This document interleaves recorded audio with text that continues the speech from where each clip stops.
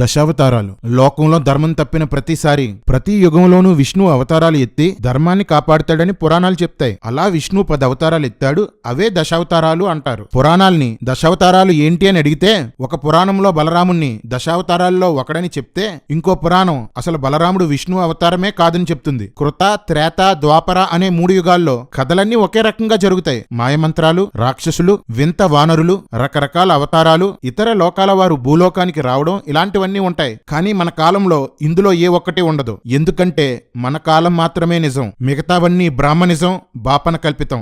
దశావతారాలు పూర్తిగా అబద్ధమని చెప్పడానికి గౌతమ్ బుద్ధుడు ఒక ముఖ్యమైన రుజువు. చాగంటి, గరికపాటి అవతారాలే నిజమైతే మీరు బుద్ధుని బోధలు ఎందుకు చెప్పడం లేదు? మీ సొల్లు పురాణాల ప్రకారం ఆయన కూడా దశావతారాల్లో ఒకడే కదా. బుద్ధుడు గుళ్ళు పడగొట్టి మీ గుళ్ళు ఎందుకు కట్టుకున్నారు? మాట్లాడండ్రా సొల్లుగల్లరా. పైకి ప్రవచనాలు చెప్పడం, వెనక మత విద్వేషాలు రెచ్చగొట్టడం. ఛీ, బతుకుతున్నావంటే ఎంతో కొంత సిగ్గుండాలి.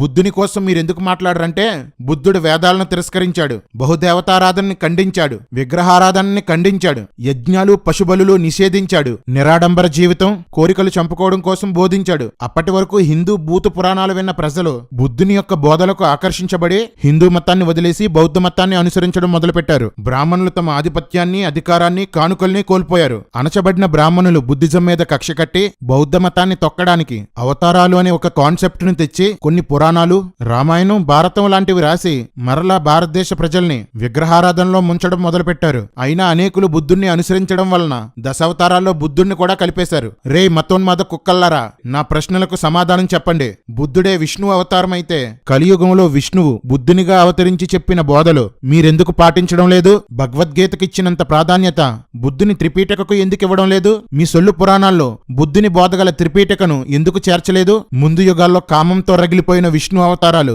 ఈ యుగంలో బుద్ధునిగా వచ్చి కోరికలు చంపుకోవాలని ఎందుకు చెప్పాడ్రా? క్రీస్తు శకం 2వ శతాబ్దంలో బ్రాహ్మణులు పుష్యమిత్ర శుంగ అనే రాజును రెచ్చగొట్టి 500 బౌద్ధ మఠాలను, 1000 మంది బౌద్ధ సన్యాసులను ఎందుకు తగలబెట్టించారా?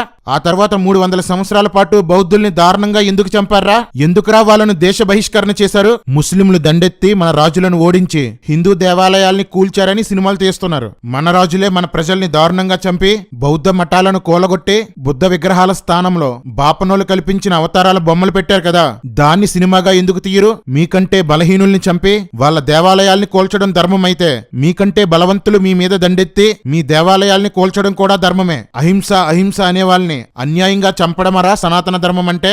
నీతి న్యాయాలు లేని మీ సనాతన ధర్మాన్ని గొప్ప చేయడానికి దిగజారుతారు, అబద్ధాలాడతారు, చరిత్రను మార్చేస్తారు. ఇదేనారా మీ సనాతన ధర్మం మీకు నేర్పింది? దశావతారాలనేది అబద్ధం.